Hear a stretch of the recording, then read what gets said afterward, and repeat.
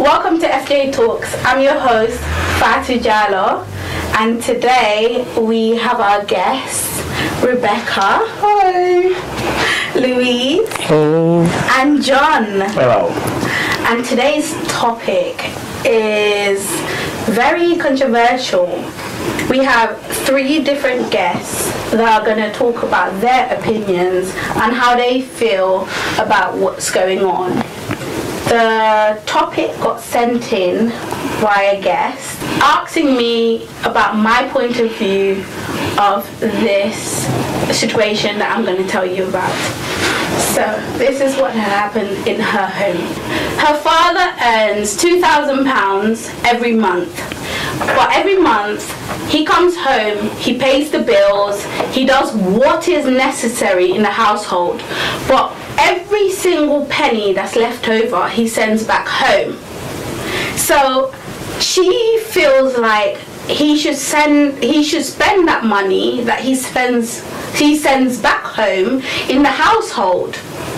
But how do you feel about your mums and dads and you as a elder that's sending back home? How do you feel about sending back home? So this is what I'm asking you guys.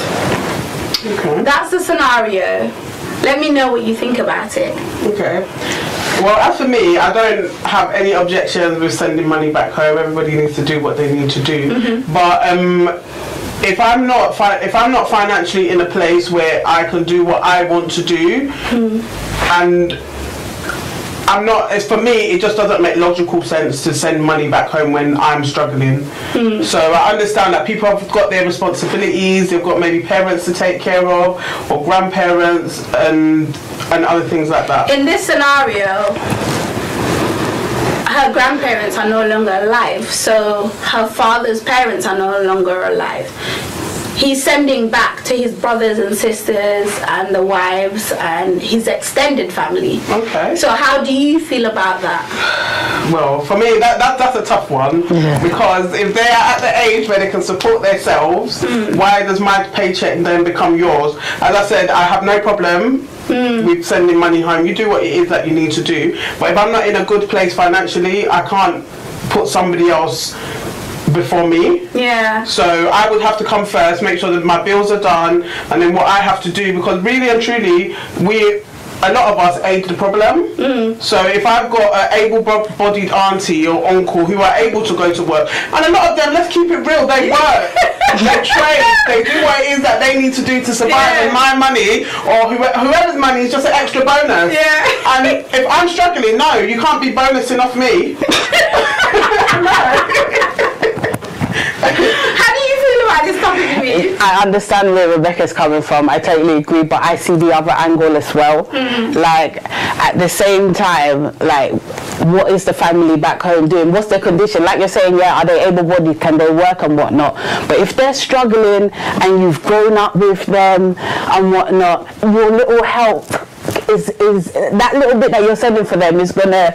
I hear that, but there's some people doing it month after month after month after month, knowing that you don't have enough. Yeah, then that doesn't make sense. How does that make sense? If you do it once in a while, okay, we're all struggling. Let's keep it real. We are all struggling, but I'm not going to put your struggles before mine. I'm going to, unless it's like an immediate thing where, like, you know, a member of the family has passed. So you know how it is. We all work together, send what we can to do what it is that we need to do. But other than that, I don't see why I need to be sent. There needs to be some sort of compromise every month. There's some sort of boundary. I feel like, I don't know whether we're just being oblivious to it, because like I said to you, a lot of these people that are getting money sent to them, they're trading, they're doing something of their own to make money. Good on them, but it doesn't need to be an every month thing. If I get paid on the 1st, doesn't mean you get paid on the 1st.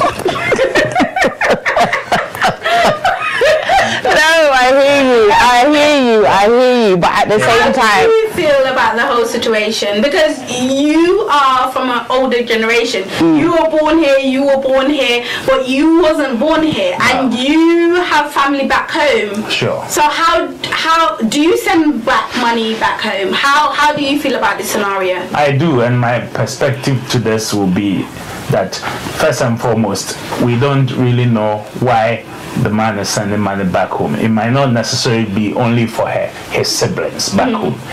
In most cases, most people who were born back home, who have migrated here, built a family here, want to retire back home and relax themselves. You know, they don't want to live here forever. Yeah. So the sending of the money back home is maybe for two reasons. Partially to build a place and to secure some form of security where they will retire back to, i.e. a home of themselves, a small business that they can go retire into and manage and progress with themselves, because you often cannot rely on your children who were born here as a security for your old age. You know, you want to retire back home, and in my own individual perspective is this, that I send money home. I support some family on the basis that with the standard family concept that we have and we were brought in, we were supported by everybody around us, and therefore we have an obligation when we come out here to also, beyond the fact of looking after our children, looking after our wives and children, everybody, we also need to make sure that people back home are given the support that they needed when we can, in order to make a cycle of a win-win. Because if we win and they lose, it for us it's not good enough. When I retire, my children might not necessarily come back home to look after me. They'll come once in a year. But when something's happening, the immediate family are there. And that is the reason why we are obligated to, you know, send money every now and again in support of some nieces and nephews.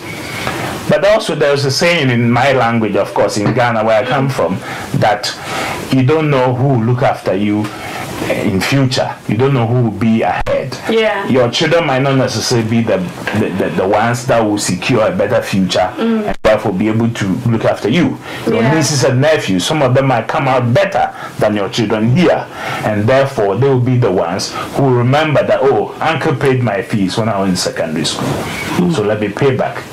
In my own case, if I might say, my uncle who looked after my dad looked after me, and therefore I feel obligated even to his children to give back the little I can. That's how it works. But do you feel like it's fair for your children that haven't been through your struggles, that are born here, bred here, to turn around and see their father coming from work, spending minimal amount of money that he can to make sure that household is sustained, but then the extra cash that could be towards family meals out, going out bowling, going out, spending quality time together, or even lessening his time at work and spending more time at home? Is it fair on them? Because they didn't ask to be born, but then they have been born into this society. They see their friends, fathers spending time with them, taking them out and all of this. So should that burden be on them? I think it's all about communication. When your children come up right from the day one, you have to let them know who you are, where you come from, your background. If all that is explained and the children they are children, but they still can understand and appreciate what information they are transferred onto, and that builds them up as they grow. They can even refer to, and looking at everybody is relative to their situation. Some people come to this country already with a family back home where house is not a problem. His dad might have built a big mansion before he comes here. When he comes here, he doesn't need to build a house back home because he can always go back to his dad's inheritance. Some people have had that opportunity.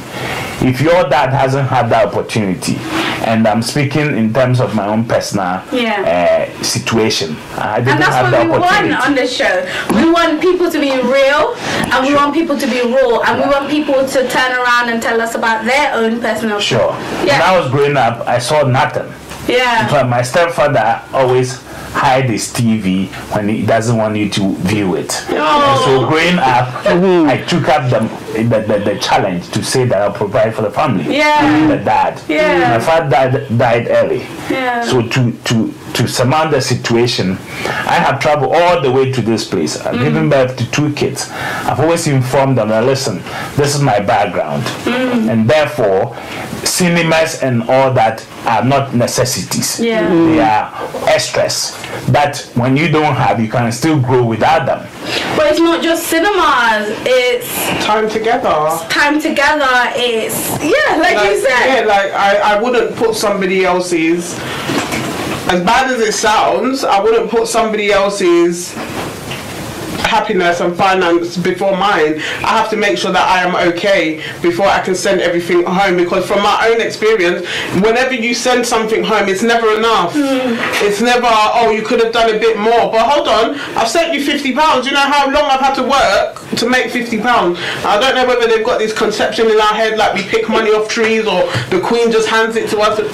Apparently, the Queen just hands it to us when we land at the airport.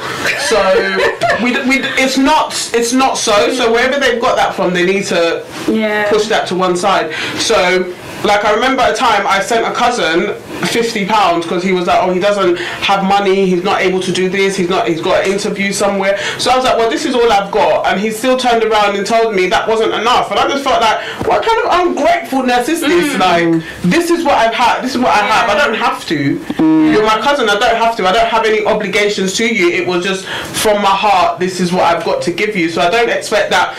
So for me, with that kind of reaction, I just feel like, you know what, whether I send it or not, it's not going to be appreciated anyway, so why bother? Lewis, what have you got to say? It's a difficult one. It's a difficult one. Because you were brought up here, you were born here, and have you ever had any obligations where you thought, okay, I have to send back home, or my parents have sent back home? The thing with me, I go back home a lot, so I see a lot of things. And so when I come back here and I see the little that I have, I'm like, actually, I can do without that because they're better off. So that's my take on things. But at the same time, I'm only going to do it if I've got extra to do. That's the same thing, but it depends on your heart as well. Seeing the things, and I don't know if it's a thing where again, like you said, the communication. Maybe he needs to educate the kid on his background and his upbringing, and this is the connect, this is what happened, so this is why I do what I do.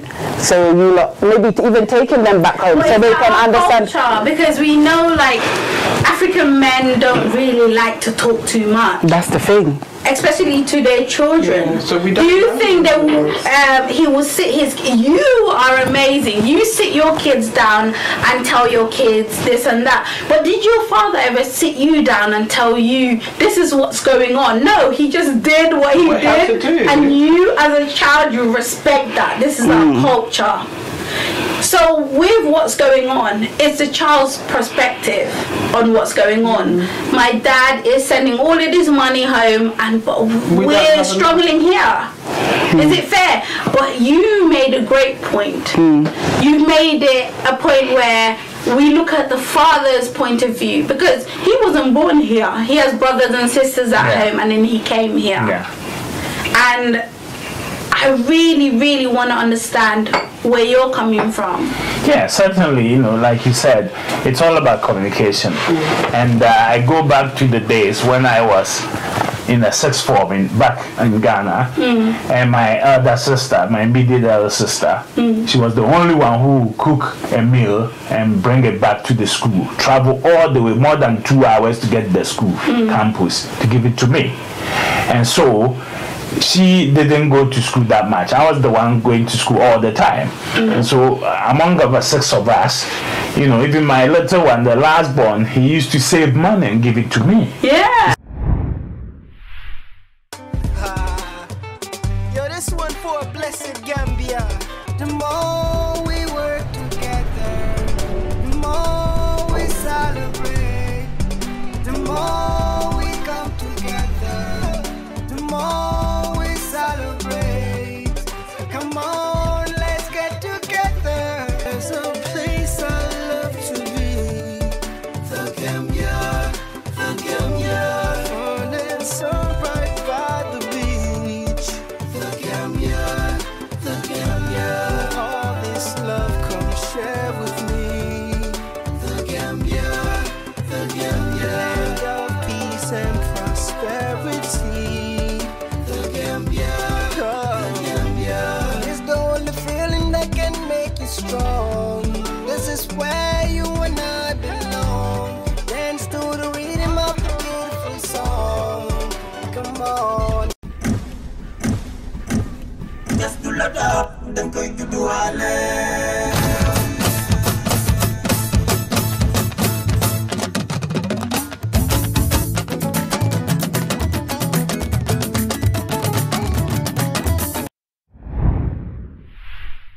Take it.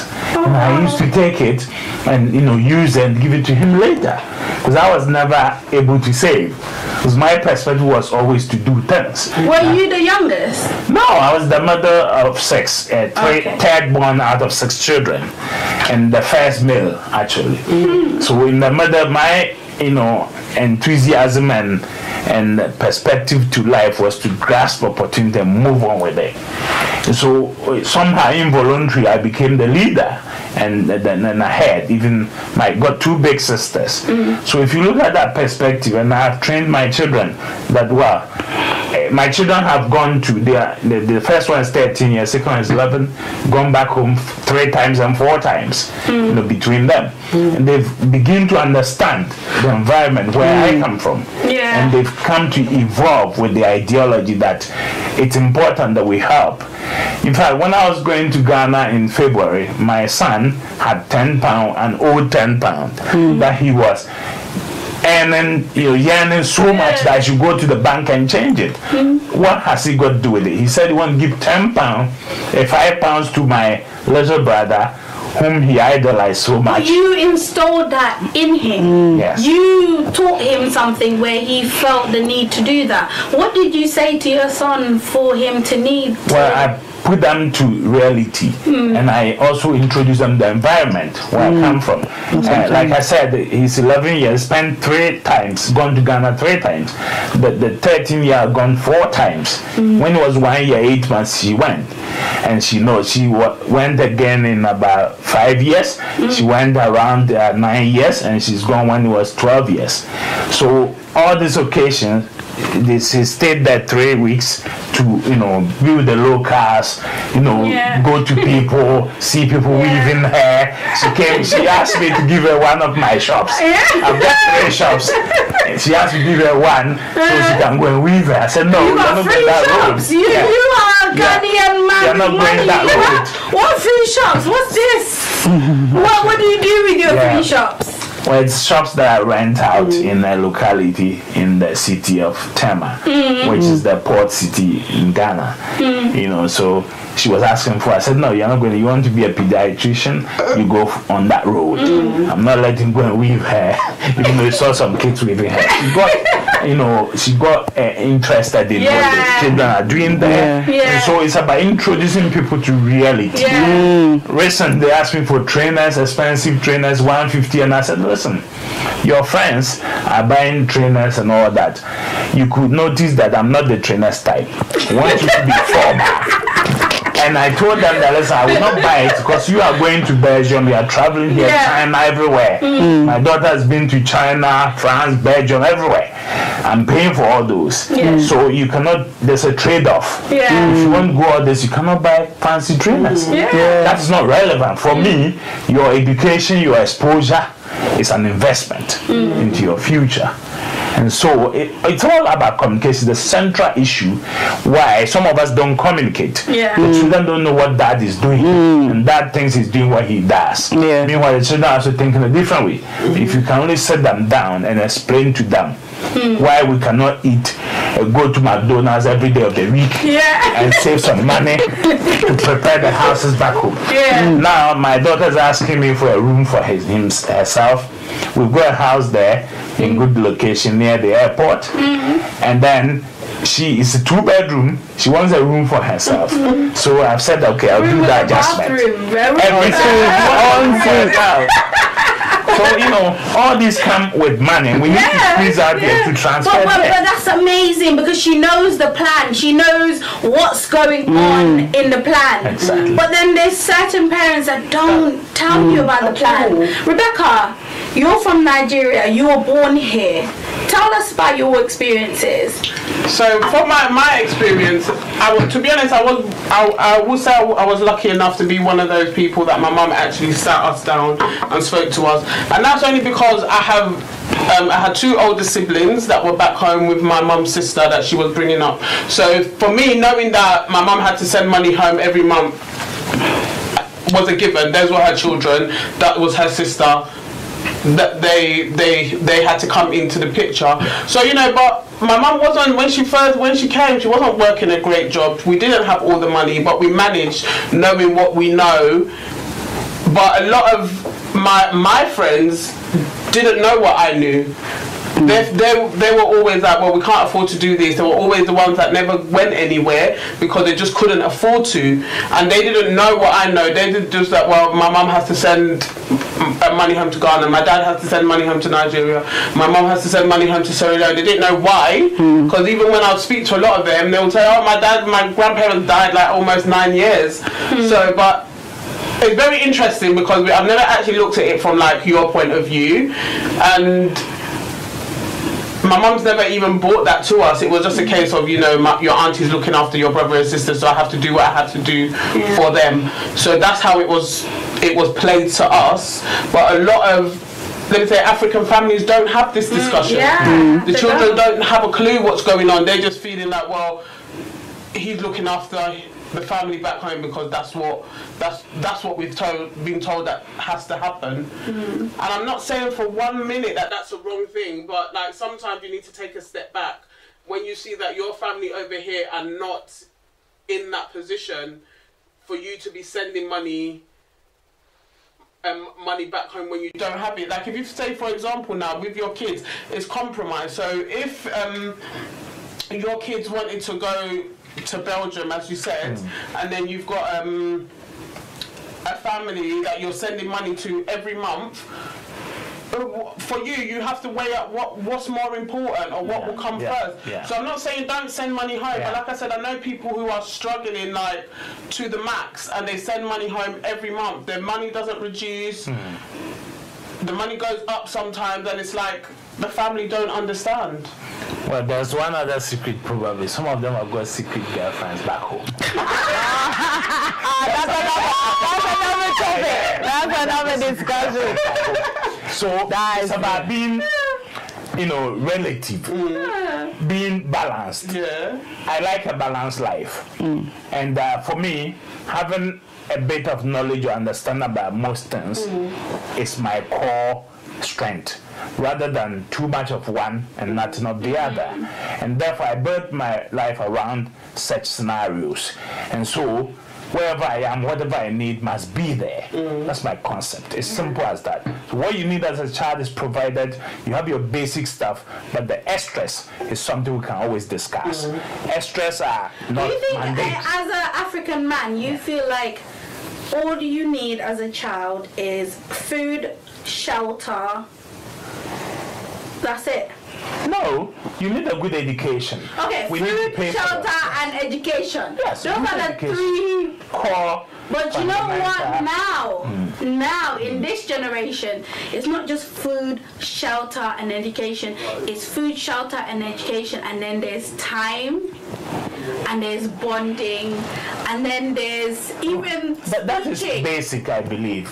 That is basic in most scenarios. It's basic for you. No, in most families, I know that most families do, and they play around that basics. Because your dad has returned from work. I do 12-hour shift a day. I leave home almost 15 hours a day, 6 days a week. But I still find the time to come home and look at your homework. What are you doing? Let me see the homework you've done. Look at this. No, this is not right. Could you do less hours and come home and go with him or her to the cinema and just watch a film together? Well, we do that. And just bond. And not send that money home and come back home and you're not tired, you're not stressed, you had a good night's sleep, and he can enjoy you for the father that you are. Well, I can tell you for a fact that every state has its demands. There's every station that requires what has to be done. When my children were between 0 to 5, at that time I was doing a different type of job. I was doing night shift. In order that the daytime I'll be able to be there and spend time with them, take them to school and back. I did that for a while. That's amazing. When they started to be able to go to school by themselves, I had to change. Now I'm not doing nights anymore, I do day shift, because now they go to school by themselves and come back by themselves. I'll meet them evening at home and be able to discuss their homework. when they are going to school in the morning, sometimes I'll be there, sometimes I'll be gone before they leave. But knowing that they are able to go by themselves, and of course, we do interchange with the wife being there. So we share that sort of balance. As a man, isn't that so much to carry on your shoulders? You're carrying your family, and then you have your extended family too.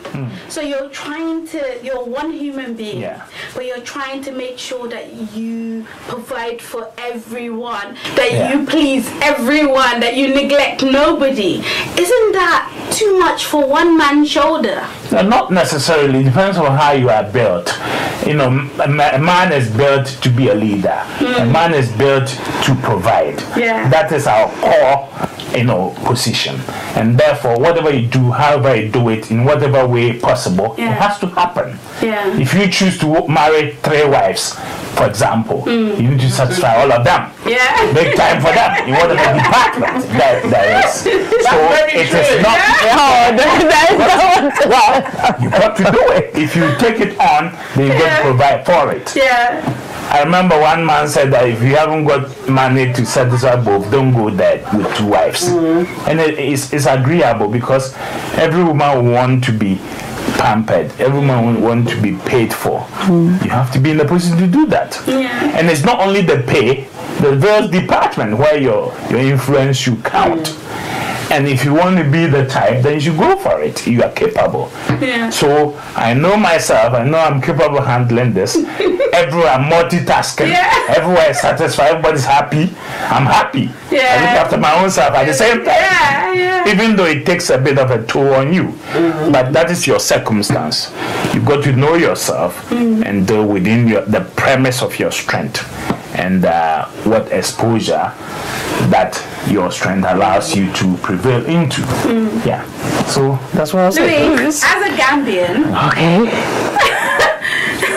that was born here, bred here, and you later on went to Gambia, so you stayed here for a long time, and then you went to Gambia.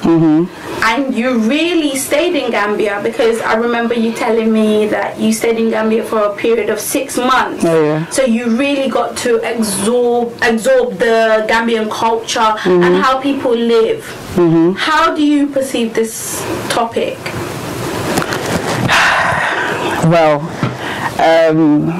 obviously going Gambia, it's a different sort of a life, and we've got growing up here, we've got a lot to be grateful for, like just the simple things like and electricity and stuff like that. So seeing how even just the accommodation that they're staying in, I think I've just got like a soft heart in it. So when I see those things, my heart melts, and I'm like, do you know what? I can go without. Let me just help those little things. That's just me. I'm that kind of person. So for me, I don't know. I feel like my heart is too soft, and I just fall for these things. But only taken advantage of because of that. But because I go so much and I can see how people are living, I know how I'm seeing for myself. It's a different thing seeing it for yourself live and direct. It's a different thing. So when I'm seeing that this one, they're trying, they're going to work, they're still struggling, do you know what? Then I will try and help you because you're doing for yourself. But if you're just not doing nothing and just expect waiting for my bonus on the fair, it can't. No. Because it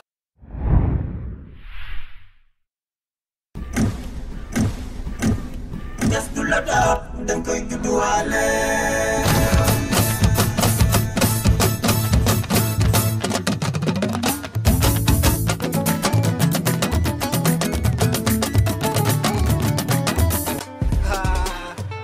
Yo, this one for a blessed Gambia.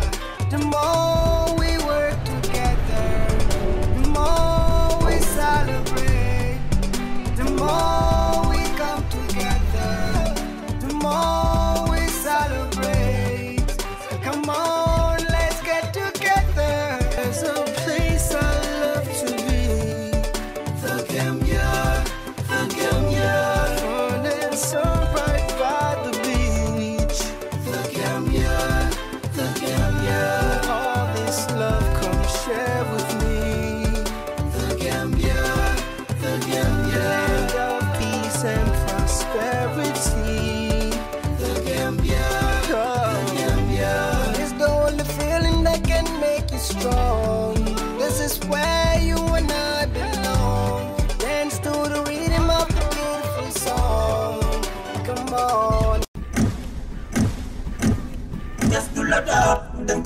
Does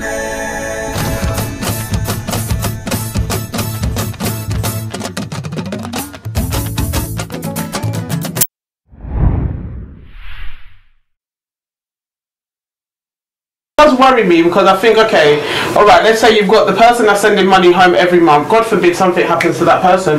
Where do they continue after that person? What happens next? Yeah. Do they now look to the second in command, go to your wife or go to your children? Like, where does it end? Yeah. Where does it end?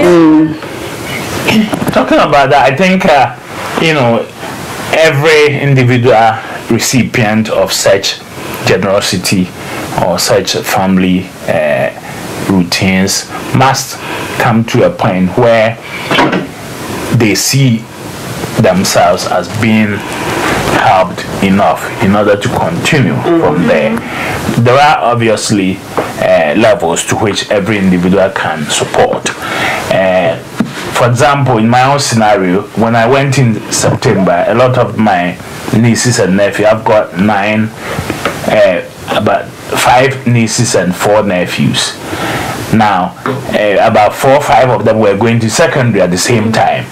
And so most of their parents were asking, oh, this I can't do that, okay, John, how much have you got? Where are you on? I'll support you with this amount. I give them finish. I go to the next one. How much have you got? What's the situation? I support you with this amount.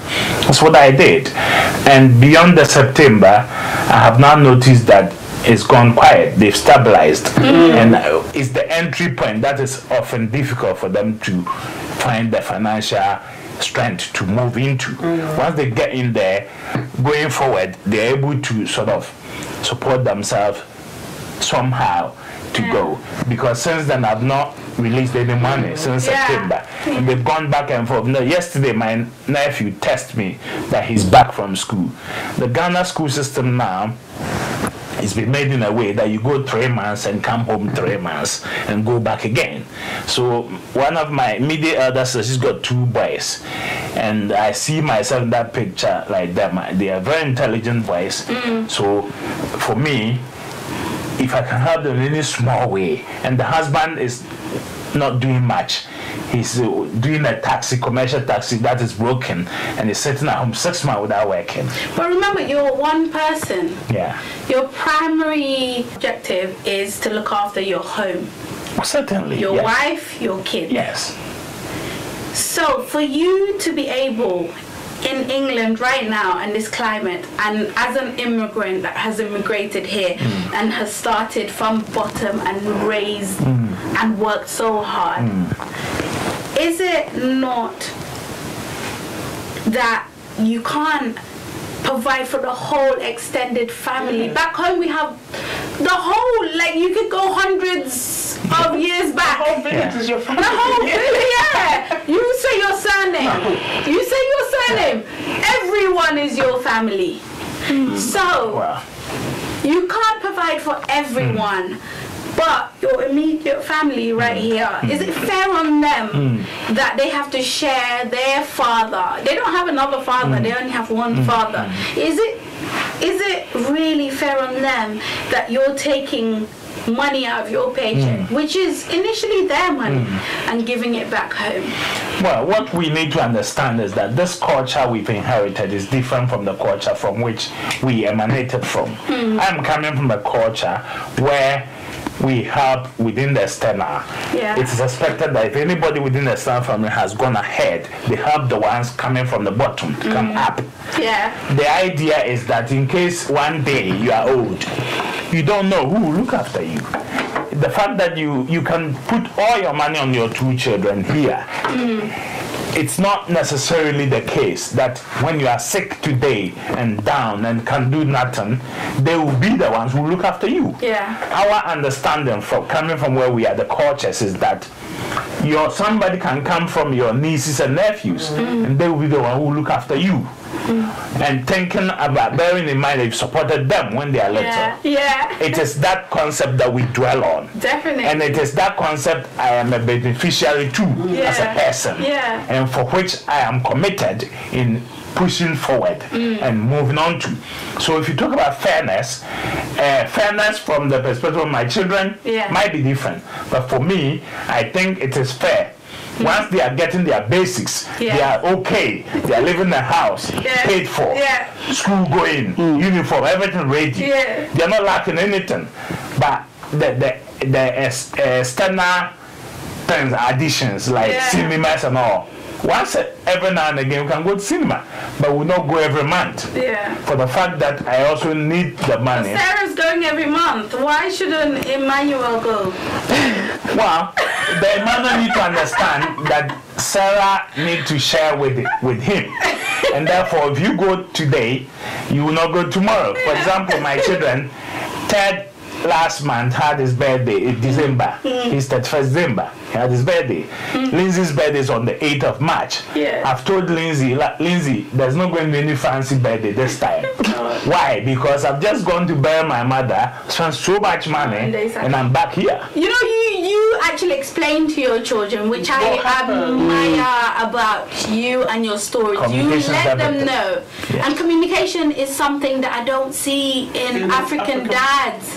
I don't see them communicating with their children because I feel like they feel like if they question it, it might be disrespectful. That's what I find. It's all about a level of respect. If I question what my father's doing, how is that my place to question what he's doing? So for that, I just sit back and let him do whatever he needs to do, because at the end of the day, it's not my money, it's his. But that's how we see it as children when there's no communication. Why is he always putting them first? Why are they always first? Like I have an auntie who had like a 40-year-old son doing nothing back home. She was sending all of her grandchildren to school. He was just going from club to club, driving around, living a good life. But why should he do that on her expense? And then to be honest, she's passed away now, so she didn't even get to the point where, okay, all what I'm doing is now I can enjoy, I can now sit back and you guys take care of me. But she worked herself to the ground for her son, who was capable of doing so himself. That's the bit that I don't understand. When you know somebody's story, it's harder to accept certain things, because I've seen it. I find it hard to accept why I should be sending money to somebody who is capable of doing everything that I'm doing. I can understand your point, and I think to some extent everybody should know how far they will go with this external family support. And if I can bring it also again to my personal experience, I've got two brothers whom I supported along the line. I bought a car for one. He was sensible enough. I left Ghana 2 weeks here. He sold the car and said he wants to put it in his pocket and do business. He said he wanted to come abroad. He invested the money into a scheme, and then someone took the money. Oh, Lord. Now, the same boy, this evening, as I was sitting here earlier, he sent me a message on my WhatsApp. What is he? He's cooking in my house that he's looking after. He's cooking. He's got boys in the house playing music, cooking, and I sent me a video and said he's learning how to cook. Fair enough. When I went back in Ghana now, two friends approached me and said that there's another brother I have, Alfred, who was doing well. He was married, he's got a house and another unit there renting. Suddenly, when I went to Ghana, I noticed they are going too much church. The whole week they are spending 5 days in the church. I said to them, listen guys, this is serious. Are you actually telling me going to church 5 days in a week? Right. He's got a boutique that is selling suits and all that. Concentrate on your business. Go to church, but don't go every day. Am I going to church every day? No. 6 months I've not been to church. What's going on? There must be. I said that, listen, this will affect your business. You're a private person, you're a businessman. The hours you put in your business translate to how much you get. They never listened. A few years ago when I went, he said suddenly the wife was a witch. How did that happen? A pastor told him so, and he's believed it. Yeah. So, you know, people like this, and this is the guy I've supported. He, first of all, I took him, I was an insurance broker before I came here. I took him, when I was leaving, I took him into the business. I asked my assistant to help him to build himself. The guy spent almost 20 million. I had to send money here to pay. Yeah. When I took him, so everything I've done for him, he's disappointed me. As I'm speaking to you, he even wants me next week. He's graduating as a pastor. He wants to be a pastor. Send money. I'm not going to mind him. I'm not going to. I said after my mother's funeral, nobody have a dime from me. I took all the loss upon myself. I did that for the sake of my mother, because my mother invested so much hope in me, and I didn't want to disappoint her. And therefore, I did everything while she lived, and after her, I did everything. So we need to relate to us what extent we'll go. As of now, I decided to forget that anybody, I'm not going to mind anybody. I concentrate on my children here and myself. Because I'm nearing. But then does it take that long for people? Because I feel like it happens. People that are raised here have a different perspective to people that are born back home. But then people that are born back home, they send, and then they realize they're being scammed back home. And then they get burnt, and then they say, do you know what? I'm concentrating on my children and my family here. Because when I send back, you guys are not doing what you say you're going to be doing. It gets to a point where you are being misled or being treated in a way that you don't see reason to go on anymore. It does get to a point, but everybody, I believe, should be, you know, should look at the wider picture and be circumspect to what their strength will take them. You cannot do endlessly, of course. You cannot do up to a point. And you have to leave it. You've done some, the rest is go forward with it. You know, so, you know, every African father, those of us who were not born here, might have this sort of opinion, this sort of approach that might not sit well with children who are born here. But I believe every child here, once the communication is going on, they begin to understand that my father's problem is my problem. Let me understand him. Let me help him. Let me support him in a way. Like my son was willing to take £5. That was amazing. He was just anxious to do that. Why? Because he understands the concept of transferring over. Also making sure. I've said to them, listen guys, I've come all the way. You are the only ones in the whole family to be born here. Nobody else. Only two of you. They see reason to support their siblings, etc. So I believe that that is the way forward. They understand them, and it starts from communicating to your children and others about why you are sending money. Rebecca, how do you feel about this situation right here? Because at the end of the day, you've spent your whole life here. Both of your parents have always sent money back home to provide for their families.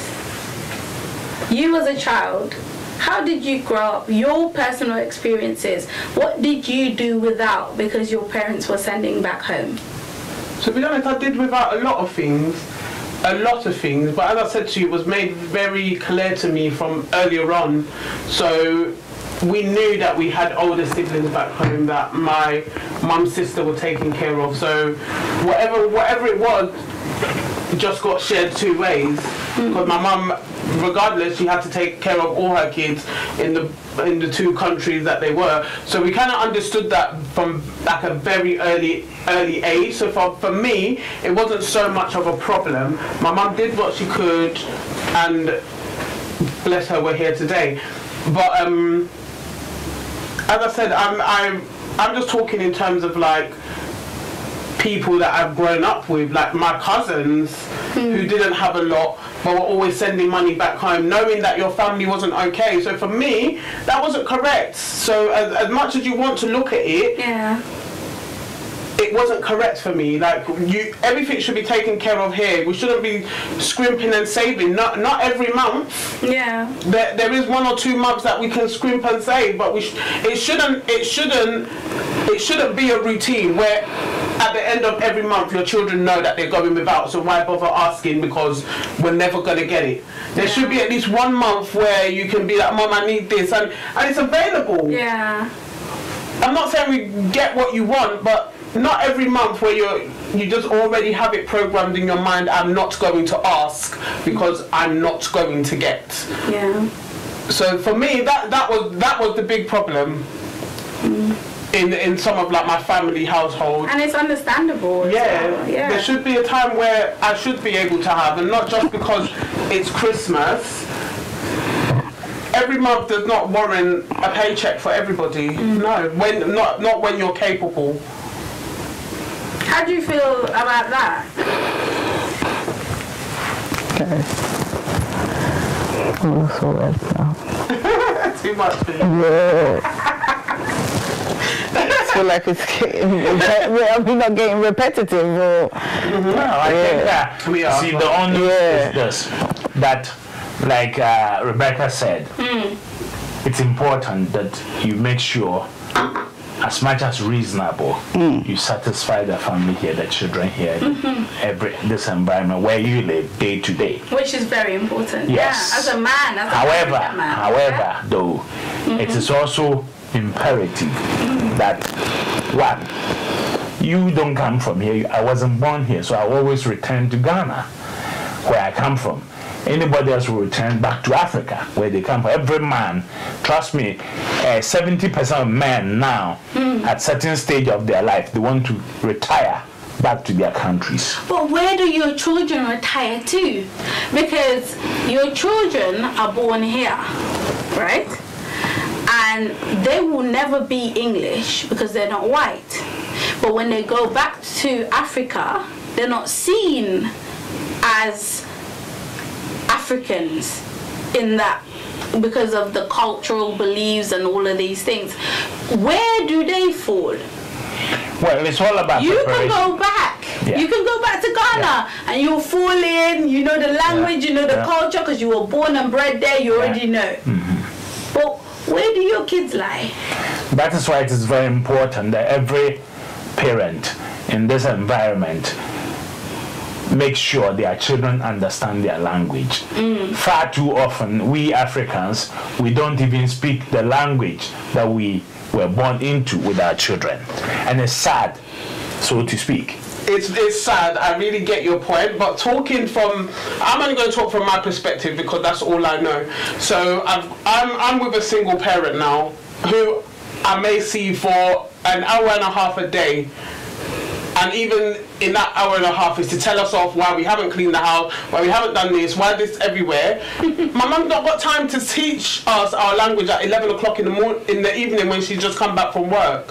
So although we would like to think in the ideal world, yes, teach your children your language, but if you're a single parent or somebody who is sending money back home every month, that is not an option for you because you work 17 hours a day.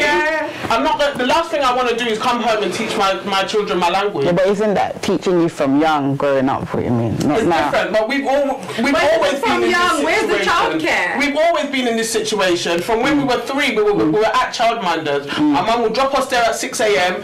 and come and pick us up at 7 o'clock. Then it was a case of get food ready, get them to bed, so we can start this all over again. So where was the time for her to sit down and teach us? She tried, but we weren't picking it up as fast enough as she wanted us to, and also trying to fit around work and studying. So for her, the language thing went out the window because it wasn't a priority for us to know our language then. It wasn't a priority for her. But then you have to remember here as well, you're being spoken to in English, and then even as a child that is hearing your language in your home, you're hearing it from your mother, and then you go out and then you hear English all the time. So you could be that child that says, I'm just going to reply in English, but I know how to, I hear it, my parent is speaking it, but I will just reply in English. I think. But when we are at home, everyone is speaking the same language. We are in that element. We're in our home. Sure. Everyone is speaking the same language. It's so important that it's a mother and a father, and then there's children around you, and we're all speaking the same thing, and we have the same culture, we're eating the same thing, we are embracing our culture, we're all in the same culture. Sure.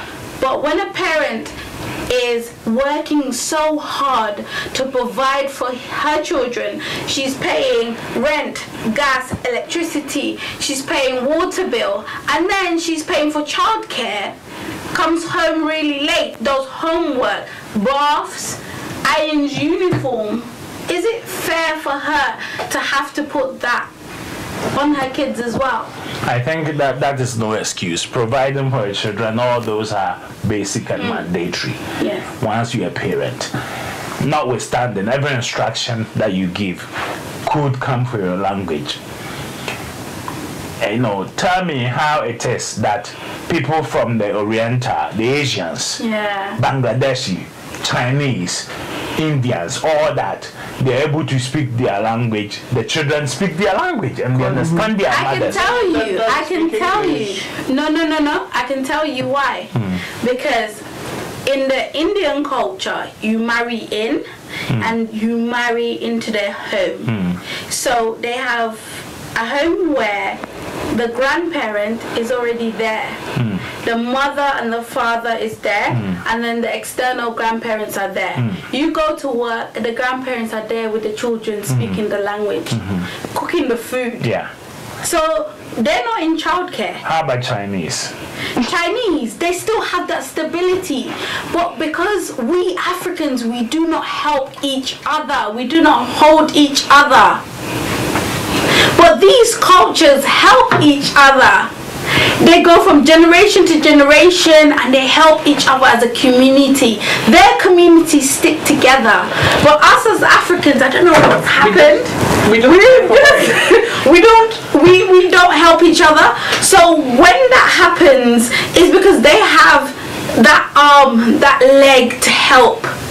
But one woman, one man, a household is really hard in this country when it's not our country, and we come in to hustle to do all of these, provide a home, do all of these for us. You, as a father, you know this. I think it's an excuse. You see, as Africans, most of us, and I think I can single out few countries where the culture is quite endemic and entrenched in the setup that they come from. I.e. Nigerians. I respect Nigerians because they love their food. They love their culture. Everywhere they are, they will speak their own language. But this is a Nigerian saying, I can't speak my language. Yes, my it's unfortunate that they don't teach the children in the end. But Nigerians read them at work. They always communicate in their own language to understand each other. Whether instructions meant to direct their work, they speak their language and they support themselves strongly. Unfortunately, at home, they don't transfer the language onto their children because they think no, they are not tired. I'll tell you the mistake that is happening. They think that in speaking English with their children at home, it will prepare them to speak English at school. They're tired. Present them. That is no excuse. This is a Nigerian right here. I'll tell you that now. That's not now, in my own situation, in my household, when my children were born, I told my wife, let's speak the language of the children. Yes. She said to me, no.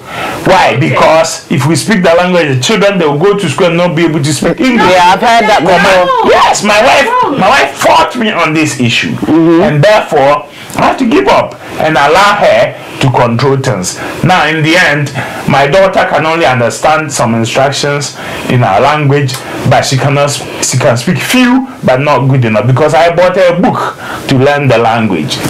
Now, my son can only understand some, and he is quite useless when it comes to our language. You saw that with your daughter. Why didn't you change it for your...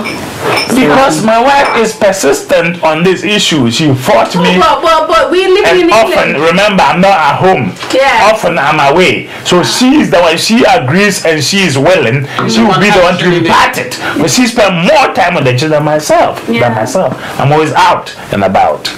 You know, the last time I spent, I'm insisting, Mashida. Today, you know, they are, and I'm a bit worried because they went to Ghana the other day. They spent in August last year 3 weeks there, and then the children are talking to them. Some of them they couldn't understand. They ran back home to ask mommy, what does he say? What's he saying about this? What does this mean? You know, and my daughter's a keen language. She wants to learn different. In fact, she's a Mandarin student. You know, how can she learn Mandarin? Her own language. It's sad, so to speak. But this is the way Africans, sadly, we are pushing and progressing our children. For example, most African families, I noticed, instead of pushing their children to the subject of maths, the sciences and all that, will rather introduce their children to music and sports and allow them. That's what's money. No, it's not what is making money. It makes temporary, and when you are lucky, it's only temporary. How many footballers, how long do they last? Maybe 3 years playing, their luck is finished. The footballer is off the track. That's going to business. Imagine if we were all doctors and lawyers, who would clean? Who would do anything else? We can't all be the same thing. No, I'm not necessarily saying so. However, we should push a major proportion of our children into those areas so that they will exercise control and STEM authority. Look at these Asians, the Indians, the Orientals, Chinese. Their children are majoring in maths. If you go to any school, show me one Asian Pakistani boy who is in a choir in a school. You can't find anyone. Show me one child who is in a drama class. Asian. No. Why are we pushing all our children then? I warned my daughter in the school that went to the school. I walked, I said to them, do not even talk about any school music. My daughter will be good at anything. Do you know why they do that, Rebecca? Because of the fact that if your child is a doctor and somebody turns around and says, I don't want to be treated by that black doctor. Then you leave them to die. It's that simple. It's they die or they come. Simple. You are at a tax bracket that no one can touch. You are financially stable in that tax bracket. It's not your race. It's not where you come from. It's not that you're a black man or you're anything else. It's what you know and what you can do. So as a lawyer, as a doctor, you're curing people. So people want to survive. You're in demand. You're in demand. But when you're a musician, you're in the choir, it's different because there's thousands and millions of other people that are there with you. But when you're a doctor, a person cannot racially discriminate against you because they want to survive. But that's not true. That's not true because I work in healthcare and the name of my doctor, when the patient said to me, they asked him where's he from with that name, and they said no, I want to see someone English. They went somewhere else just because of the name of my doctor doesn't sound English. So, but they go somewhere else, they can die. Well, but that doctor still that does not make them unemployed. Yeah, exactly. Yeah, no, I'm saying, but people still just go by. I know, but it is a perspective that when you go to an English doctor, the treatment will be different. Far in between. Far in between. It's not the language. Far in between. The African doctors and so on have been lousy. They don't learn their stuff. I feel like the African doctors work harder. Because we come you can work hard and not know. No, they know. They study harder. They study harder. Occasionally, I've worked in healthcare. I worked with a GP African doctors, about they try hard. 7 years as an receptionist and administrative person there, and I know how people act. Some of the black doctors, and even my GP is from Nigeria. Occasionally, I find out that it's a bit funny. No, my encounters with every single African doctor, they have worked twice as hard as any other doctor. We can work hard, but you might not know. No, they know. They know. They know very hard. Occasionally. Everybody knows to a limit because I've seen all sorts of doctors. There's been a white doctor that gone to Google to diagnose me. I want to say that Africans, we work hard. No, notwithstanding, I want to say that we as Africans must make effort. We make extra effort.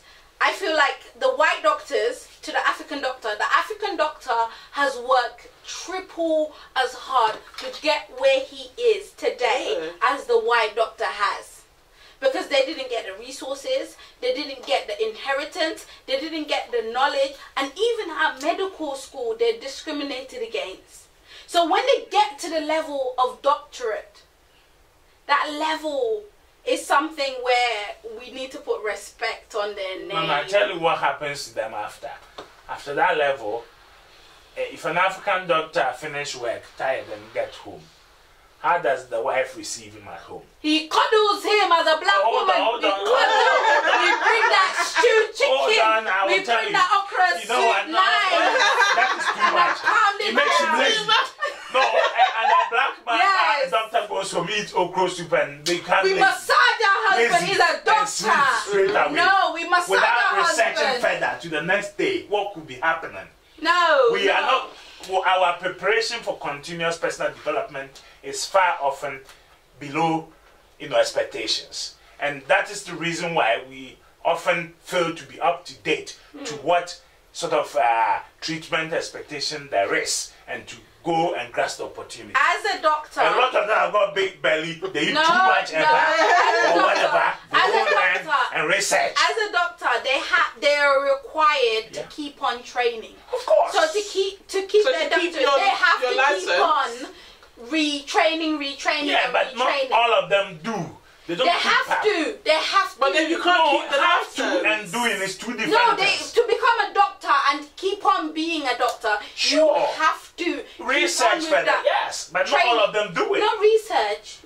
No, it's when you're a doctor, you get cancelled by other external bodies. Sure, Those are the same ones that sue you if somebody sues you. sure. Every year you have to top up with your training. Yeah, but notwithstanding Everybody has that to one. do that. Yeah, Standard. notwithstanding that one. There is a personal research that's a doctor you need to be doing. Reading further books, further development They in the go area of to medical. they are tired. Do you know how many years it is? That's to be what a I'm doctor? saying. This is Long where hours. they are tired because there's a woman who, when you get home, will jump on you with a problem. No! And jump on you. Don't you start dare with our screaming. black women. Our Be black realistic. women will come, I'm happy they'll that- massage your feet. You know what we do? You know what we do? We put up the water and we massage your feet, No, rub no, your not feet. necessarily. You We know bring you the how Kamla okra Dumont soup died? and the- Did you hear Kamla Dumont? The one of only African person to project in BBC and go to the top in the news anchor. Kamla Dumont. You know how he died? He died because when he came back from work, after the guy traveled all over, working hard all over, comes back and the wife is not talking to him, sadly. And the child, the last born that they had, will have to now come to daddy, sleep at daddy's chest. The guy has to be all night with the child and not having a good sleep and waking up early again to go and read the news. The guy went on traveling all over the place and then eventually stressed. You know how hard it is. When he was traveling, why couldn't he sleep? No, to travel when you know that your wife is in fighting with you.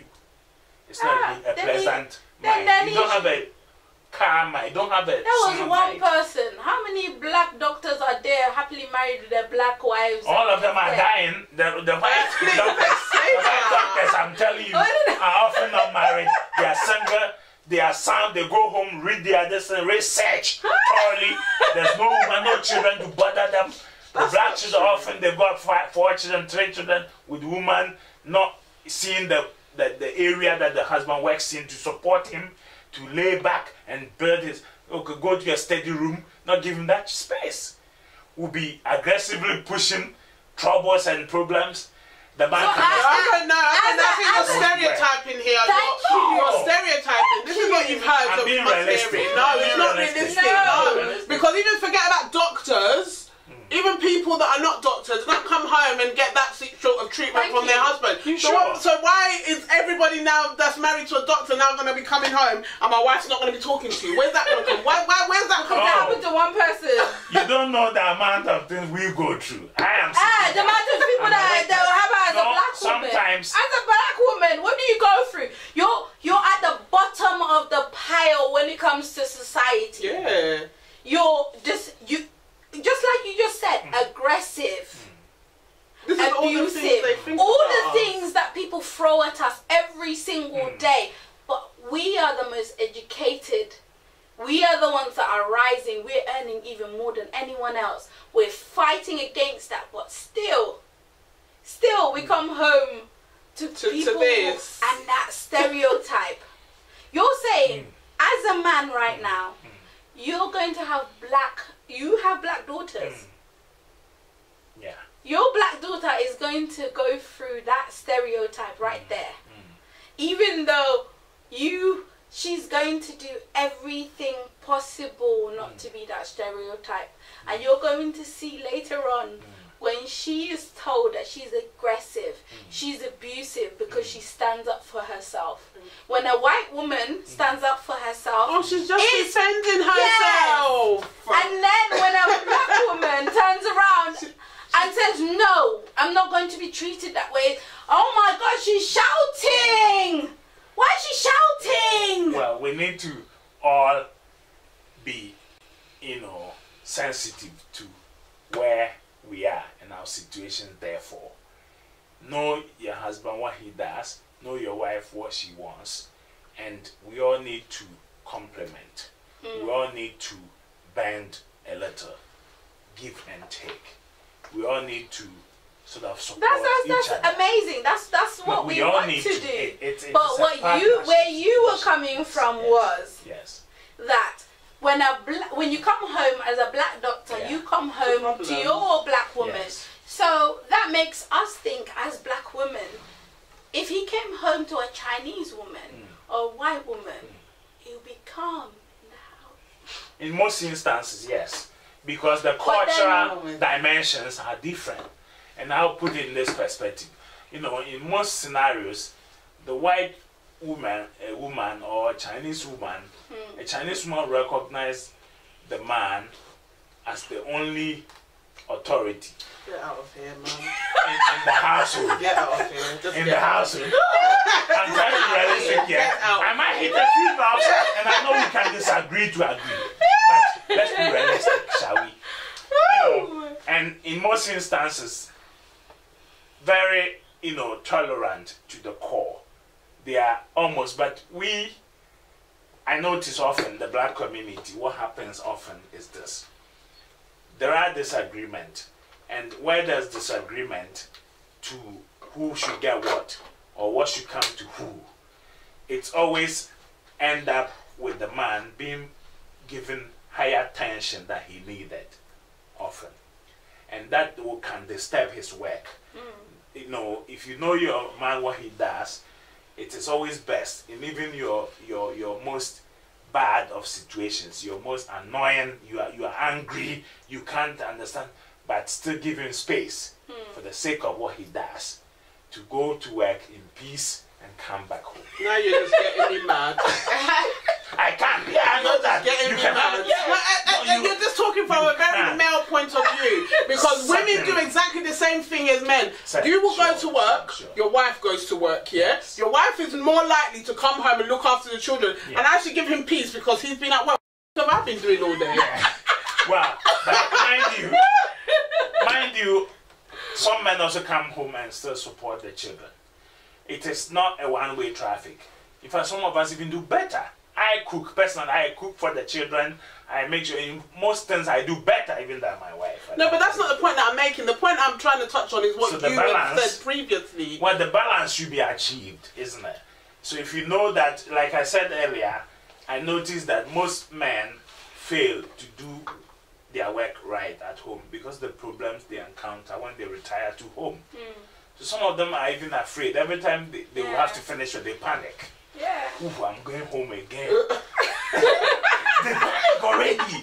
And let's be realistic. Yeah. Occasionally, there's a good reason why a woman will act that way. That's what I was just about to say. So we just have to identify, and sometimes we are engrossed in work so much so that we don't see the problems at home. But do you feel like when a black man is down and he doesn't have any work, nothing, he's with a black woman who provides and makes sure he's okay, rubs his feet and does all of that. He's not with the white woman. It's not he's very not with common. the Chinese. He's not with. It's not very common. It's not very In the common black to community, you. it's not very common.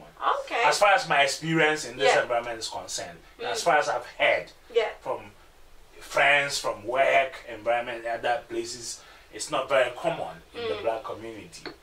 Because in most instances, the woman is also fighting for her family. She's pushing for things to go to her family. The man is pushing for things to go to her family, his family.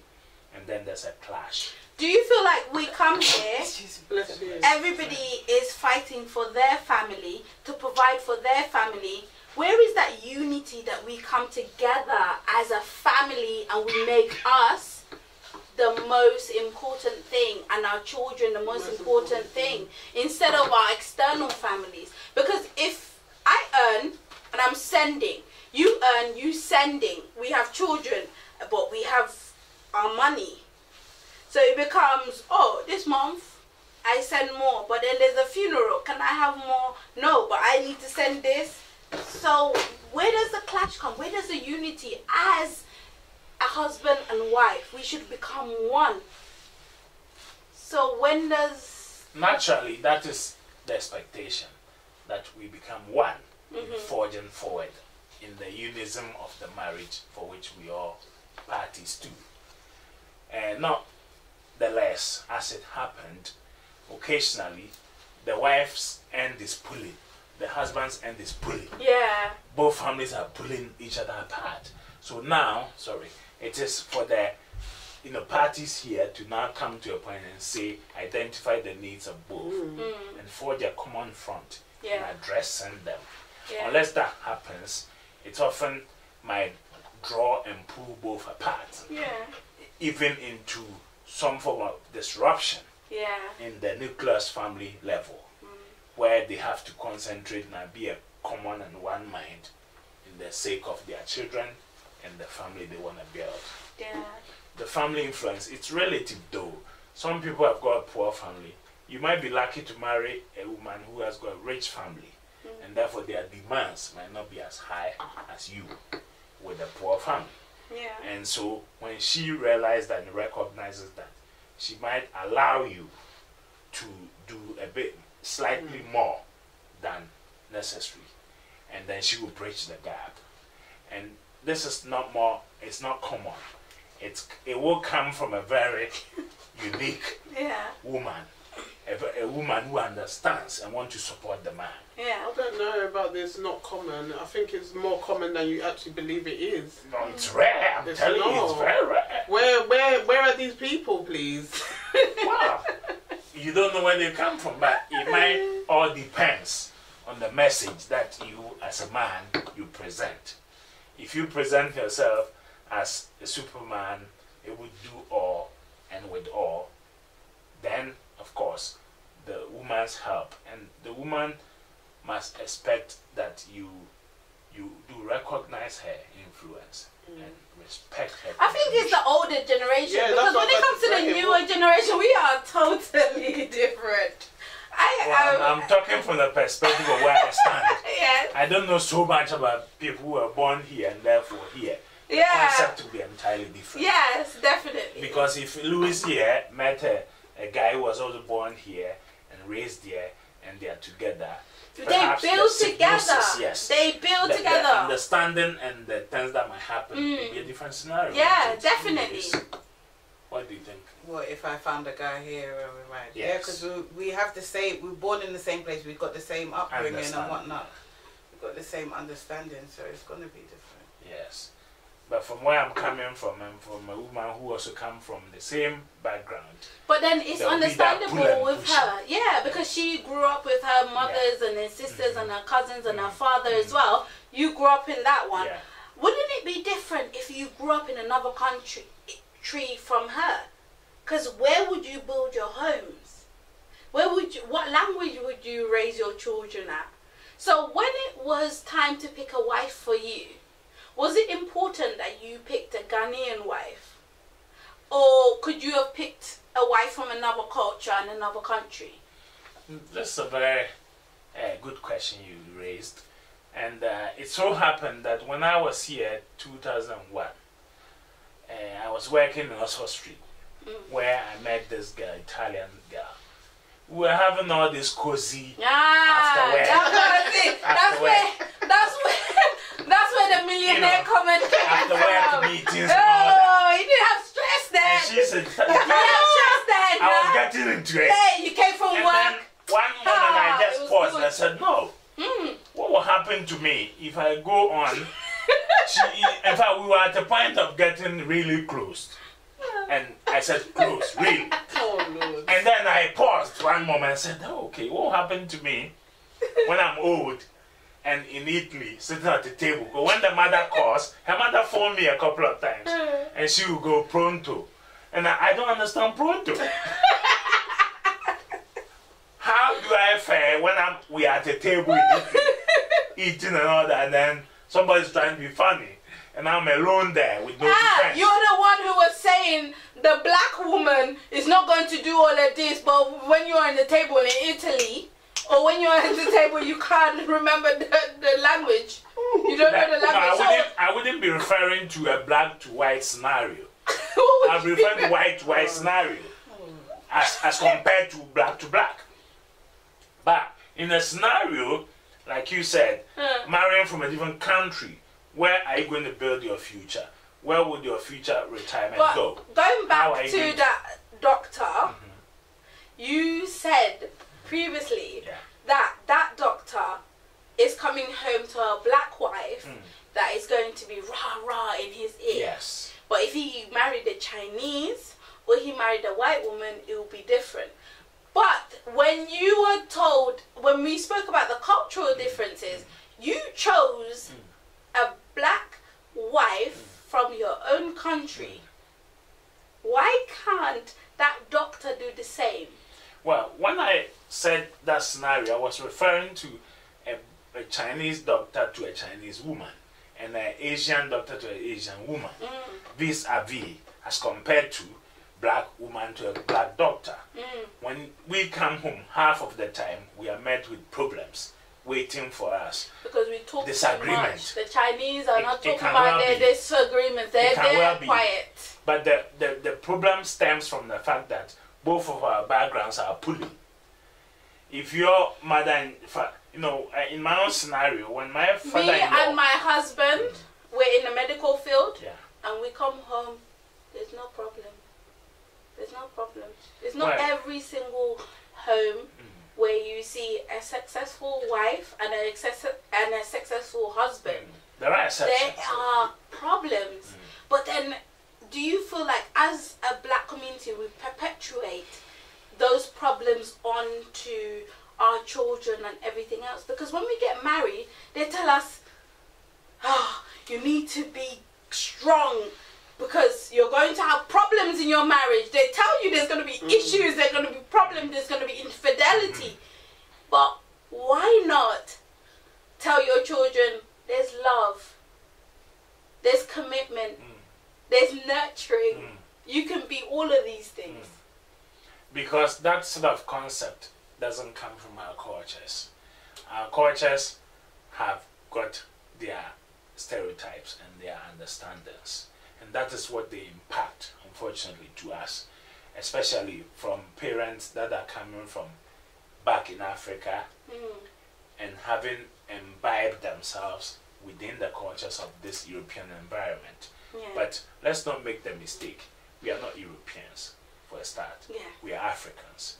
So everything... And that's beautiful. Provided we are talking from perspective from Africa, everything about Africa should be the foundation for our communication, should be the basis for our relations. But it should be positive as well. It should be positive. Well, there's some are positives, it's not always negatives. But you spoke! You spoke! Yeah.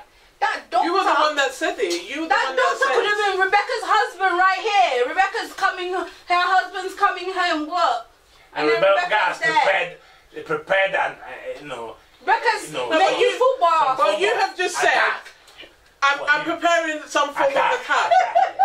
You are ready. All the times I work. Your job has been to be ready to attack. moment he What arrived, have you done that is making her ready to attack you? What have you done that is making her ready no, to occasionally you've done something wrong for real. Why? Occasionally you've done something wrong. Why? Whether voluntary or involuntary. I refuse to accept that every day in my home will be unhappy. For what reason? No, not every day. No, for what reason? Some of the days. Why? What is the some of reason? the days? It must be something that you didn't do or you Yes. haven't done it. Whatever. Yeah. I'm not gonna get angry for no reason. Well, of course. Exactly. Some of them might be the problem that was So caused by the husband. you knew you were supposed Some to of do them- something. You knew you were in trouble before you came home. Exactly. That's why your heart was beating. Exactly. Yeah, not You all knew of you them. were in trouble. Not all of them. Occasionally he's not aware. He just come into the trouble. But listen, Rebecca's got a lot of talk, but she ain't crazy. I'm not just going to start any. I'm not going to start any argument Without for prejudice. no reason. Exactly. I agree with you perfectly, 100%. But often, the reason might not necessarily be caused by your husband's behavior. No, but Maybe you've had a call once you are at work. Yes. It is true. Sometimes the husband is at work all day long and they're successful, and then the woman becomes paranoid and they go through phones and they become dramatic. Yeah, but then that becomes your problem. When you go looking for something, believe me, you will find it. Yeah. So if I know my husband, I'm not going to marry anybody that I don't know. If I know my husband, I know what he's capable of. Don't let me catch you, but I know what he's capable of. You know what I mean? Listen, when I came back from Ghana recently, right? Oh my God. When I came back from Ghana, I have this schoolmate whom I've known for 20-something odd years. When I went to my mother's funeral, she had a Mercedes. This guy has got a Mercedes there, you know, brand new 4x4 Mercedes. She gave it to me. I was going to hire a car. I hired a car from here actually. When I went there, they asked me to pay $3,700 in order to for them to know if the car got damaged, they would take it from the money. Otherwise, they give it back. I said, no, I'm not going to deposit $3,700 to you guys when I don't know, whether I'll get the money back. So I'm not sure. I'm not taking the car. And she offered me the car. In such scenario, my wife heard. She asked me and I said to her, yes, it was a mate of my lady who gave it to me. Straight away, she went in a mode. So as I was coming, I know that she's... Why didn't you just for me, kiss her? for me, No, I've told the truth that the car came from a woman. But let me tell you something. But this is where the problem starts. No, don't say this is where the problem starts, because every reaction, remember, there's a ripple effect. You've obviously done something in the past for her to think, this is exactly what he's doing. I know exactly Now, what clean he's doing. sheet though. Clean sheet, but the car is a woman's car. But the trouble with presumptions is that the moment it's a woman, you must have done something to deserve that. You must have done something to warrant that. Now, one of my friends, when I came back, straight away, and I had a text message from her, the lady actually, when I got here. In the street, my wife jumped on it. She wanted to see the text message. But lucky enough, my phone is double encrypted. So, Why? Why is it encrypted? Why is it It's encrypted. double in No, because no, I don't go into your phone. Don't come into my phone. Why? Why you married your To be honest, woman? I am 100% on that. I don't come into you your will find phone. what you're looking for. Don't come If you into don't my want to phone. find it, don't look. We give each other mess some yourself level up. of independence. And then the day That I'm here anyway. I'm not that anywhere. independence, that's where you got the double encryption. Double encryption. She fought. She has to see the text message. I said, no, you're not seeing it. And I never made her see Yeah, but the why though? If it's nothing, then Yeah, why because would you say, because the to give her message, that peace of no, mind? the message Yeah, is to give not. her for, It will you know trigger what she's like, something. and You will trigger something And- because there's and- something there to trigger. Yeah, but it's best Yeah, not to see. but To it's see Why? is to make And you who laugh. is the woman friend? Have you mentioned her name before? Has she heard her name? Because obviously, if you haven't mentioned that name, I and all have of a sudden, mentioned it. Yeah, she's my Priscilla, mate and all that. No. And I showed her in the If video. we're married, I I'm believe you, supposed to know John. your friends. I don't believe you, John. I was- No, it's a bit different. Listen, I'm a plain man, but sometimes John, you're playing. I'm going back to Rebecca, what you said earlier. If you, there's a saying in my language that if you look into the eye of a dead person, you see ghosts. Hey. So don't fiddle around the dead person's eye. to see ghosts. You don't want to see that. Sometimes best not to know. As long as your man comes home, as long as he's doing what he has to do, as long as And he's the man home, she's that's said all that you want. a lot. That's all you want. The man is a man. Allow him space. So Rebecca, you've always said, don't go searching. That's what I believe. For me, Exactly. do not search, because believe me, you will find something. Whether it's from this week, 3 years ago, 14 months, you will find something that you do not want to see. Exactly. But So, now, listening to John and his wife, how do you feel about his wife? listen, John. To be honest, John, you should have just shown her the message. For her Exactly. peace of mind. For the Because peace of for me, if you're accusing me of something, me showing you that message proves you wrong or right. Yeah. So for you hiding that message, you already put 1,000 things in the head. Unfortunately, I couldn't show the message. Because the of message what? itself, Because you know. the message might not reflect the true situation. No, but why does Martha, who It's sent on you the the message, borderline. The think message she is can on the talk to you borderline. like that? Yes, no, but Martha. hold on. Why does Martha Yes. think that she can send you that sort of message? What sort of conversation have you and Martha been having John before and Martha. to make her think Frankly that I can send him that message, knowing that he's No, got a the truth wife? of the story is we've been friends for the past. That's And so fine. you know, when you've been friends in the past, there will always that residual effect where something can crop up, some language can be But spoken. you want it to crop up. You were giggling. You were liking it. That's why you No, can't. no, no, no. But if you wasn't Listen, liking it, Martha's not just going to say what Martha's going to say. Martha has the permission to say what she has to say. Because you And allowed it. that's why it was hidden. But because if Martha knew her boundaries, Yeah. Martha would know say. I cannot Yes. send him that sort of message. No, the message does not mean anything. For me, message so means what? nothing. Why didn't you let your I'm wife? just How do you let her see if it I'm meant physically nothing? standing here and I'm here. If it Do meant what I have nothing, to do. if it What's meant- your problem? If it meant nothing, why could she not see? Best you see ghosts. If it meant nothing, why didn't you let her see? No, I don't want to, because you set a precedent. If you start to make people see message when they want to see it, you set a precedent. But and they're going to why? go on another instant to see message. But why Just can't trust they it. go on another No, instant and it's see just if about you're trust. innocent? You need to trust somebody and believe in the person. Unless you have physical evidence of anything wrongdoing, don't push it.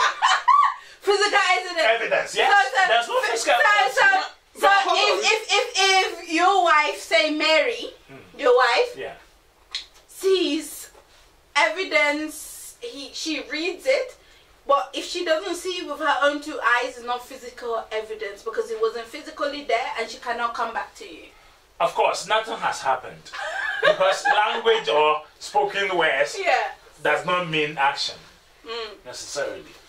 So something has been spoken, it doesn't mean, for example, maybe someone has sent a text message. Yeah. Does that imply that you? No, it doesn't. It doesn't. Yeah. But if I reply to a text message in the way that is laying the runway, yes, I am at fault. But it's Because not I'm letting somebody know that they can talk to me like that, No, but it's not knowing that I'm a implied married that you've woman. done the action. Doesn't need to. You need to set your boundaries.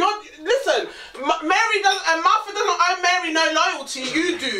You do. Martha doesn't owe Mary anything. See, that's where this environment creates wrong perspective No.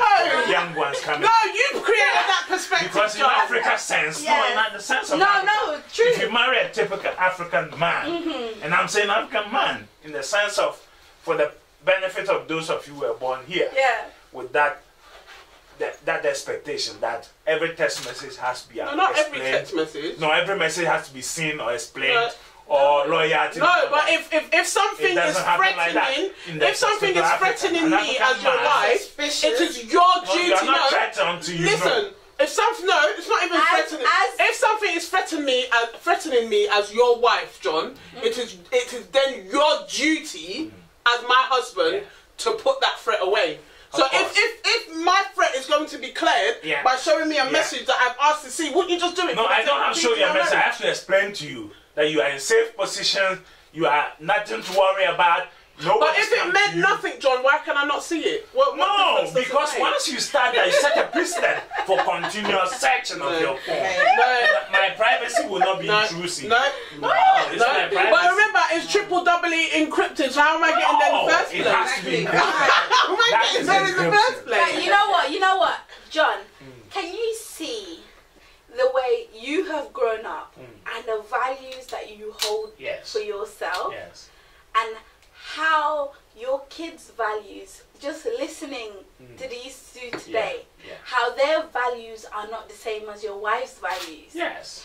And they would approach relationships differently. Sure. And Rebecca, can you see where your dad might approach relationships differently to where you would turn around and think, why would he do this? Why would he do that? No, I totally see that, but I totally see, like, let me keep it real. When my mum and dad got together, women were under the thumb. So my mum didn't have the freedom to talk to her husband like I would talk, like, let's say I would talk to my husband. So I understand that, but the world is changing, the world is moving. Do you think it's changed because women's roles have changed? Yeah. Because women are earning so much more than they used to? Or do you feel like society has changed? Or do you feel like it's a little bit, the country that we have moved to? I think it's a little bit of all. We can't say it's just down to this or it's just down to that. It's a little bit of all. Obviously, we've moved to a different environment, a different country, where women we have more to say. We have the rights now to say what we want to say with little or no consequences. Let's keep it real. But my mum couldn't say to my dad half the things that I probably said to my husband. She'd probably be dead. Yeah.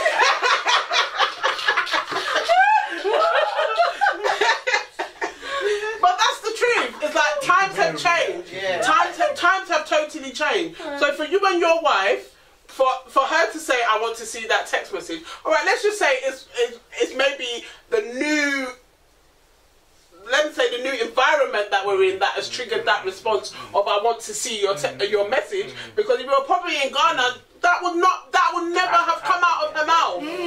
It would never have happened. See my text messages for what? She wouldn't even have asked you in the first place. So obviously that being in this country has given her that confidence. But what has given her that confidence? Is it the pay rise, or she's going out there, or is it the cultural influences, or is it that she feels more empowered by other people around her? Why has she changed? Why has a African woman, instead of being totally submissive to their African man, what has changed? Like, is it the pay bracket? I'm just going to say what my mum has told me. I'm doing exactly the same thing as you, so why am I not going to act like you? You go to work, I go to work. Where before it was a thing of the man looked after the finances, the women looked after the home. Now, especially living in the UK, that is not an option anymore.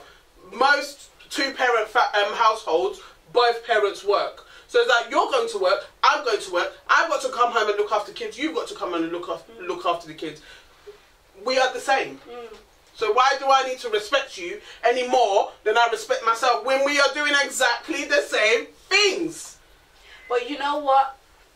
I do believe that the man should always be the head of the household. Being the head and having respect are two different things, or being equal are two different things. We're equal in the sense of you go to work, I go to work. You look after the kids, I look after the kids. Doesn't mean that you're now going to be the tail of my household. You're still my man. You're still our leader within my home. But we are the same.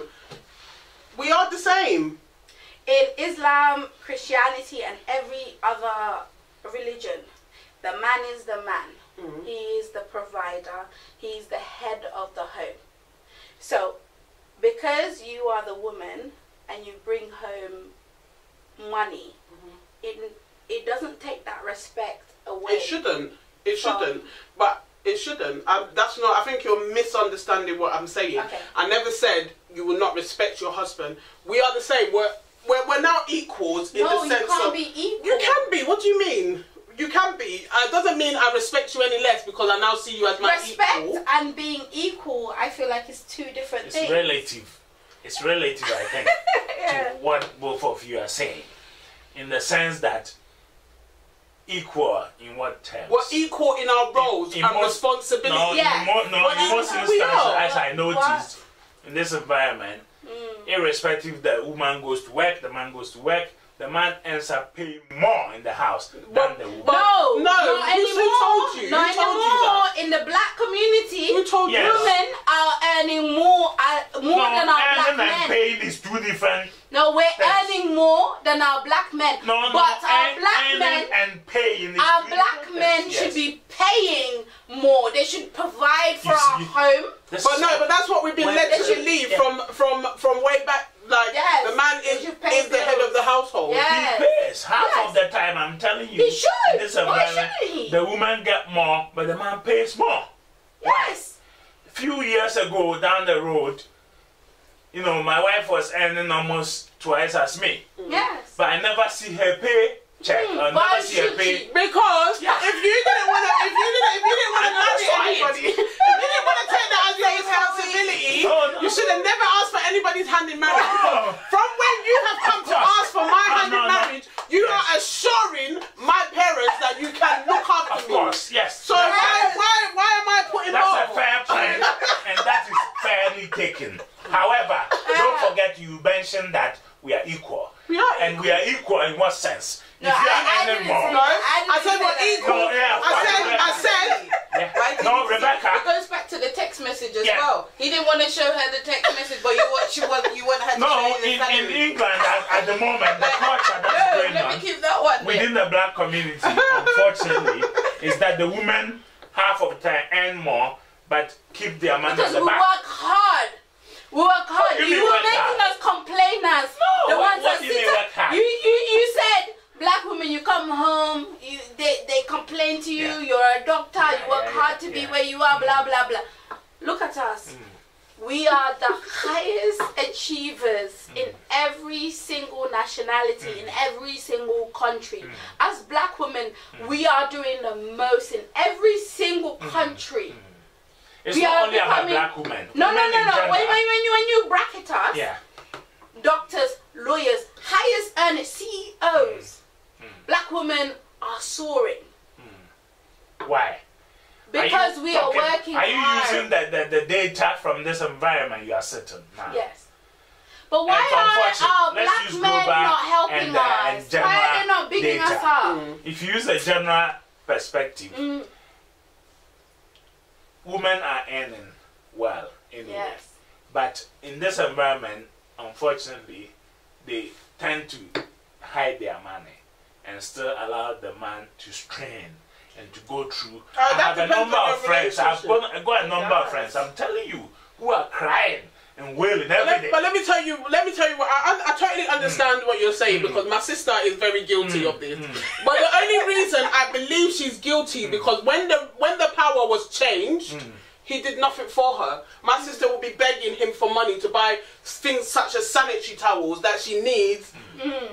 It's not her fault. So it's things that now that okay, the roles have changed. She's now earning a little bit more. She does what she needs to do, and she keeps something aside because you never know when he's gonna turn into that man again. But if the man is, you know what? Let's do this together, me and you. This world, let's do everything together. This is our family. Let's put everything we earn in a pot. I believe that black woman will turn around and say, yes, let's do it together. And then when you get married, I feel like you should always think about one. You shouldn't think about your family and my family, your family. We should come together as we are one family. And when we create children, that comes first. And then afterwards, the outer people is the outer people. You should never let them come in to your marriage. Your marriage is sacred. Your children are within that. Finances is within that. Whatever you earn, even if she earns more than you, that's nobody else's business. That's you guys' business. It shouldn't even come out. It shouldn't even touch your ego because you should encourage her to say, babe, coming to the same oh household. my days, what? Pay rise? High five. And then she should do the same. Babe, look at you. Clap, clap, clap. I'm going to cook some good jollof today. Today, the jollof with the shrimp. Ideal situation. She's talking about an ideal situation. No, but that's how it should should be. That's how Yes, marriage. unfortunately, It's not. you can find 1 in 100 cases out of what you've just Yeah. described. Unfortunately, especially in this environment, because the complexities of the environment we have inherited, and also what advantages give to one set of people against the other. This environment generally favors women across board Why do you think that is? because of the system that is already in existence. But it doesn't repress women. Is that why you feel No, like? it favors women. Why do you feel This like it environment. favors women? Because that is the way the environment is structured. And this is where we find When you ourselves. say it favors women, what example can you give me? Because when it favors women, when it doesn't favor women, it's the environment of when we go back home and you see a woman will be abused and they can't go anywhere for help. But if they were abused in this country, they can go for help. Yeah. So I do see that people say, oh, it favors women because if I beat her, she can go to the police and I can get arrested. But if I was back at home, when I go, they'll be like, hey, we'll beat you, mom. We'll send you back home and we'll tell your husband that we beat you. It is not And then always, you went to report, how dare the you. scenario you've just You know? narrated is not always the case. So what do you mean favor? Because when now there's a global attempt at empowering women wherever they are to take up their roles and to assume their expectations at the highest achievable level. And for men to also recognize it. And most men, I can say that, are in support of this situation or this happening. Yeah. Nonetheless, the endemic culture from which we emanate gives more power, in effect, to men as compared to women. As a default, you know, so every man feel that they are man, therefore they can control everything, can tell the woman when to sleep, when to But wake isn't up, there that male etc. ego, the African male ego? Yes, we are in charge of Unfortunately, our home. no, unfortunately, it has been the natural phenomenon. Yeah. But with time and development, there has been a turning for which men extensively have recognized and therefore allow women to be who they want to be. The same one that doesn't show his For- text Don't messages. have For choice to choice anymore. example, yes. For example, in Africa at the moment, most women, like you said, are CEOs running businesses, Yes.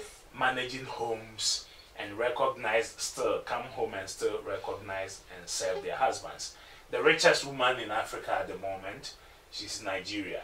She says that she still come home and cook for the husband. Exactly. Why So, should anyone cook Beyond for the fact baby? that she's the richest woman Yes. now in Africa, she still come home and cook for the husband, which is a natural way of things, or how things has to happen, and it's beautiful.